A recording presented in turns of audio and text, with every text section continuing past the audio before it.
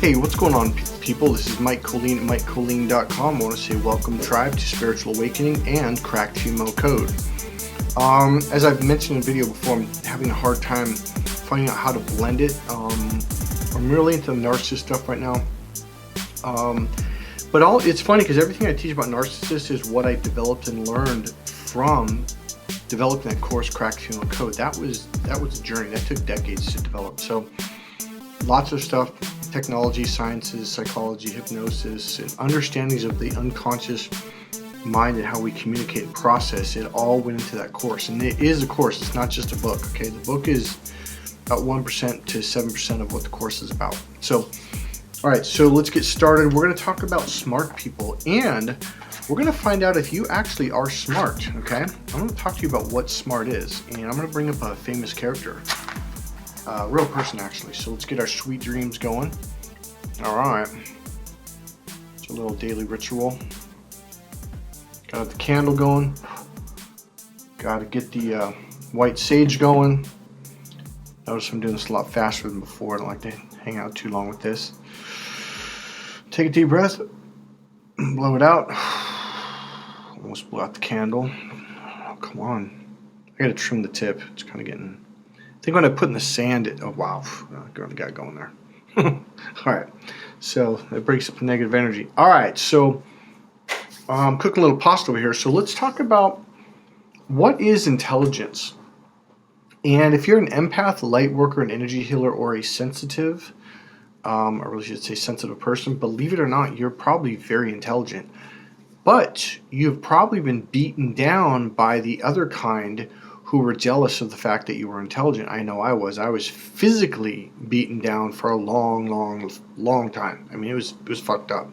Okay, I'm just going to say it. We took this test in school every year. We took this bubble test, and then there was some writing at the end of it in the English section, writing section. But it was a long test. If I remember right, it took 3 days, or maybe it was a whole week to do this test. It took a long time. In fact, you didn't do any school at all. You just were in one class for 2 hours for part of the test, and you went for a break, came back for another 2 hours, etc., etc. So I scored really, really high on it, like ridiculously, insanely high, to the point they thought somehow I cheated, or I think at the beginning they thought I got lucky because the principal was pissed. And he thought I just got lucky and I just randomly filled out the bubbles. So they made me take it again. And I was like, oh my God. And so, but he yelled at me. He's like, you got to do it right this time. And so I scored even higher. And he calls me in and he's just like, what are you doing? Are you cheating? And so then they had to set me in a room with a lady. And she watched me do it. And I scored even higher. So I thought they were mad at me thinking that I didn't do good enough. And so I went through the roof on it. And the principal called me and was like, what are you doing? Are you doing some kind of pattern? You're just lucking out? I'm like... And I started crying. I go, I'm doing the best I can. Well, it turned out I was kicking ass, but I thought they were saying I was doing really bad. So that's when the ass kicking started. I started getting my ass beat really hard at home because of it. And every time I got good grades, I would get my ass beat the next morning again because of it. She would pull up my report card, show it to me, and just start wailing on me. Okay, that was a ritual, you could say. But here's kind of the funny thing. I completely misinterpreted this.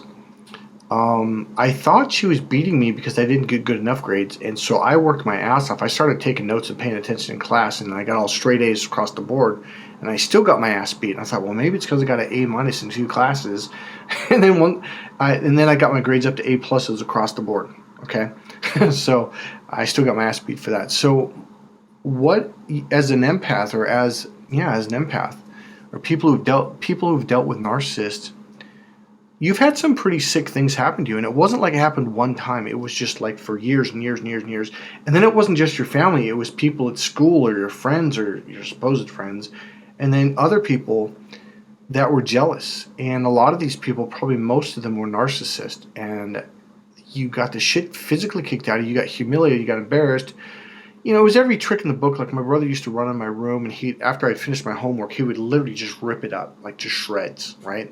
Until one day he took my books, my math book, and I think it was my history book, and he literally ripped them apart and threw them, and just like he was just fucking furious. And so what happens to a lot of empaths, or people that deal with narcissists, is You get afraid of success. You get terrified of success because you get the shit kicked out. I mean, I did. Anytime I won a boxing match, I brought home a trophy, took first place in an event, I got the shit kicked out of me the next morning by my mom. Okay? And so as you go into your adulthood, for me, it's like I didn't even know what the fuck it was. I just knew something inside me was terrified, but there was the other part of me that I wanted to win so bad. I loved to compete. I loved to see how good I could do, but there was this constant fucking battle inside where I was absolutely terrified. In fact, sometimes there were times when I would see members of my family in the stands, and I'd lose on purpose. I would just fucking, my coaches would fucking go. One time, one coach, what the fuck are you doing? You're shit better than this guy. I was like, way better, but it didn't matter because I knew it was going to happen when I got home. So what I'm trying to share with you is I'm going to call this part one, this what I just said. A lot of you got your intelligence, your talent beaten out of you, or you were so terrorized, teased, humiliated, that you started feeling bad about yourself. You started feeling like, well, this must be bad because they're getting upset. And as a child, as a kid, you don't, even as a young adult, I didn't even know why I was so afraid. It was just, it took me many years later till someone was, well, do you have fear of success? I'm like, well, what the fuck's that? And then it was a Tony Robbins seminar where I first heard it. I was like, yeah, why would someone have fear of success? And I had it at the time, but I didn't really understand it. And it was during an NLP training, a long training, where someone really broke it down, and they really broke it down. And I started reading books about it, and I went to a coach, and we talked about it. I was like, man, I've got that big time. So, number one, a lot of you have had it beaten out of you, or you became terrified. And another thing narcissists will do is they will constantly, when you're really passionate, like a friend of mine's daughter does artwork. She is fucking brilliant. I mean, I was like, at first when they said, oh, true to that, I was like, bullshit. I'm like, no, I'm serious. I'm like, are you serious? And they showed me all her artwork. I was like, oh, true, you're really, like, you're a genius. You're really good.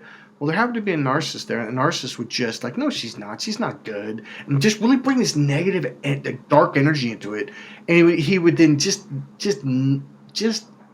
fucking eat, I don't know what the word, eat at her and dig at her, to where she's already started connecting this negative feeling to doing the one thing she loves in life. And that's another thing that narcissists will do to you. They'll get you to the thing that you love the most. It'll trigger off these negative feelings because there's something called anchoring, which I did in some videos before. But that's what they'll do, and now this will trigger unconsciously these negative feelings for you, like one day you'll just never do it again. Now, there is an answer. You can disconnect negative anchors and triggers, and you can reconnect the positive ones, okay?